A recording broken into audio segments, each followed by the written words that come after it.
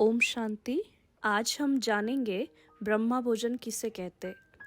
जो भगवान की याद में बनाया जाए वो ब्रह्मा भोजन कहलाता। जब कोई आत्मा परमात्मा के प्रति अपनी बुद्धि से समर्पित होती और पांचों विकारों का त्याग करने का पुरुषार्थ करती है, वही आत्मा ब्रह्मा भोजन बना सकती है। आज हम एक ऑडियो बुक रिकॉर्ड कर रहे हैं जिस बुक का नाम है राजयोगी जीवन की आधारशिला ब्रह्मा भोजन। आप इस बुक को पूरा ज़रूर सुनिए जिससे आपके जीवन में कई सारे बदलाव आएंगे। इस पुस्तक के बारे में दादी जानकी जी आशीर्वचन देते हुए कहते हैं, राजयोगी जीवन की आधारशिला ब्रह्मा भोजन पुस्तक को देखते पढ़ते मुझे बहुत प्रसन्नता हो रही कि कितनी मेहनत से अनेकों के अनुभवों को संग्रह कर हमारे मीठे भाई बहनों ने इतनी सुंदर पुस्तक लिखी है। मन की एकाग्रता के साथ साथ तन के स्वास्थ्य के लिए भोजन की अहम भूमिका है।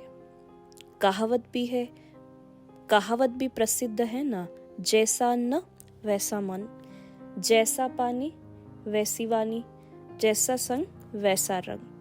यदि पवित्र विचार वालों के हाथों से बनाया हुआ शुद्ध सात्विक अन्न हरेक को प्राप्त हो जाए तो सहज योगी जीवन स्वतः ही बन जाएगा।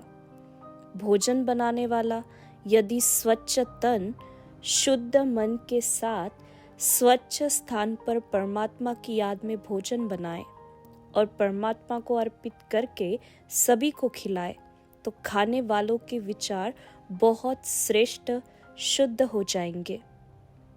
उनकी मनोवृत्तियां परिवर्तित हो जाएगी। कहते हैं ना, ऐसे पवित्र ब्रह्मा भोजन का तो देवताएं भी इंतजार करते।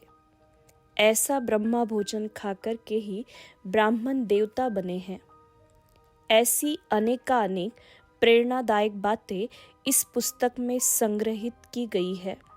मुझे उम्मीद है पाठकगण इसे बहुत ध्यान से पढ़कर इसमें बताई हुई विधियों को, उत्तम धारणाओं को जीवन में दृढ़ता से अपनाकर आध्यात्मिक मार्ग में बहुत अच्छी उन्नति करेंगे। ब्रह्मा कुमार निर्वैर भाई जी, सेक्रेटरी जनरल ब्रह्मा कुमारीज, दो शब्द कहते हुए मनुष्य के आहार का उसके विचारों पर गहरा प्रभाव पड़ता। इसके लिए कहा जाता है, जैसा अन्न वैसा मन। राजयोगी के लिए भोजन का अकथनीय महत्व है। राजयोगी अध्यात्म की ऊंचाई को छूने की चेष्टा करता है तो उसका भोजन भी ऐसा हो जो लक्ष्य की ऊंचाई तक ले जाने में सहयोगी हो। चिरातीत से भारत में जहाँ भोजन बनता है उस स्थान को चौका कहने की प्रथा है। यहाँ चौके का गहन अर्थ यह है कि उस विशेष स्थान में बनने वाले भोज्य पदार्थ में 4 विशेषताएं होनी चाहिए। पहली विशेषता है, जिस कमाई से वह भोज्य पदार्थ खरीदा गया वह कमाई नेक होनी चाहिए। दूसरा, जो भोज्य सामग्री खरीदी गई वह सात्विक हो, उसमें किसी भी प्रकार की अशुद्धि जैसे बाल, कंकर, कीड़ा आदि न हो। साथ साथ उसमें कोई रजोगुनी या तमोगुनी वस्तु भी न हो।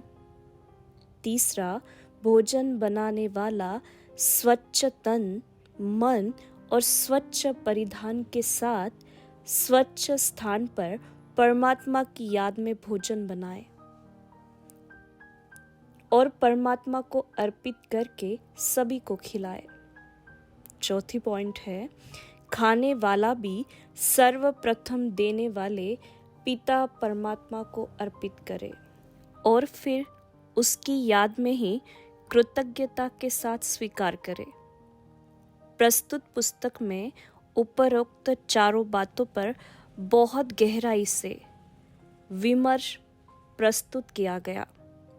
स्वयं परमात्मा पिता ने भोजन के संबंध में समय समय पर जो दिशा निर्देश दिए हैं वे इसमें संकलित है।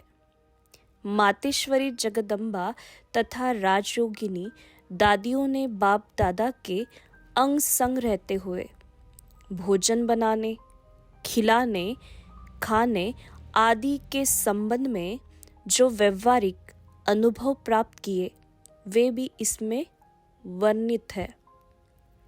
वर्षों से जिनका अपना खान पान अति शुद्ध एवं संयमित है और जिन्होंने अन्य अनेक आत्माओं को खान पान के संबंध में नियमित, सात्विक और संयमित बनाया, ऐसे राजयोगी भाई बहनों से पूछे गए प्रश्नों के उत्तरों में गहन राज खुलकर सामने आए, जिससे पुस्तक विशेष रुचिकर बन पड़ी है। भोजन केवल शारीरिक बल वृद्धि का ही साधन नहीं है, इसका एक नैतिक आध्यात्मिक पक्ष भी है। भारत और विदेशों के ऐसे लोगों के आहार को जो इसे केवल शारीरिक बल वृद्धि का ही साधन मानते थे, नैतिक आध्यात्मिक मजबूती प्रदान कर देना किसी चुनौती से कम नहीं है। राजयोगिनी बहनों ने इस चुनौती को कैसे हल किया, उसके भी कई रुचिकर दृष्टांत इसमें उल्लिखित है। भक्ति में भी भोजन को ईश्वर अर्पण करने का विधान है और ज्ञान मार्ग में भी, परंतु ज्ञान मार्ग में कैसे दिव्य दृष्टि द्वारा या दिव्य बुद्धि द्वारा भोग अर्पित किया जाता।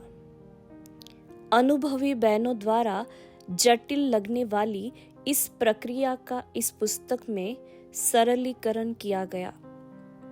इस प्रकार भोजन बनाने, बनवाने, भोजन का भोग लगाने, भोग खिलाने वाले आदि अनेक पहलुओं पर प्रकाश डालने वाली यह पुस्तक सभी राजयोगी भाई बहनों के लिए विशेष उपयोगी है। इसमें नई जानकारियां भी है, जिज्ञासाओं का समाधान भी है और यज्ञ भोजन अर्थात ब्रह्मा भोजन के महत्व को स्पष्ट करने वाले कई गुह्य राज भी है। राजयोगियों के लिए अन्य इंद्रियों के नियंत्रण के साथ साथ स्वादेंद्रिय पर नियंत्रण करना अति आवश्यक है।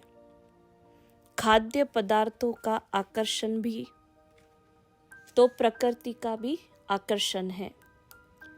यद्यपि परमात्मा पिता ने व्रत, उपवास, अनशन करने की बात नहीं कही है, परंतु स्वादेंद्रिय को अनियंत्रित भी नहीं होने देना।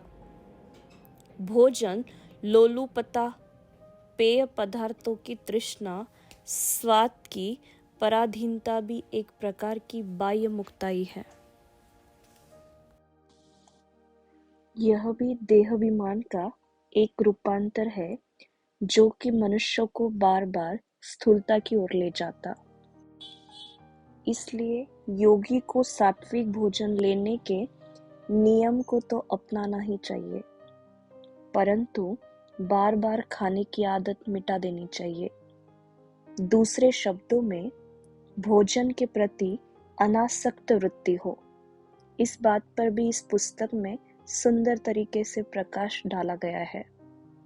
सर्व के लाभार्थ विशेष हमारी उर्मिला दीदी जी, संपादक ज्ञानामृत तथा उनके सहयोगी ब्रह्मा कुमारी कृष्णा बहन, रेडियो मधुबन, ब्रह्मा कुमार अशोक भाई, ज्ञानामृत प्रेस को राजयोगी जीवन की आधारशिला ब्रह्मा भोजन पुस्तक की इस अमूल्य अमृत भेंट के लिए समस्त ईश्वरीय परिवार ही नहीं बल्कि मानवता का भला चाहने वाले हर व्यक्ति की ओर से कोटि कोटि धन्यवाद।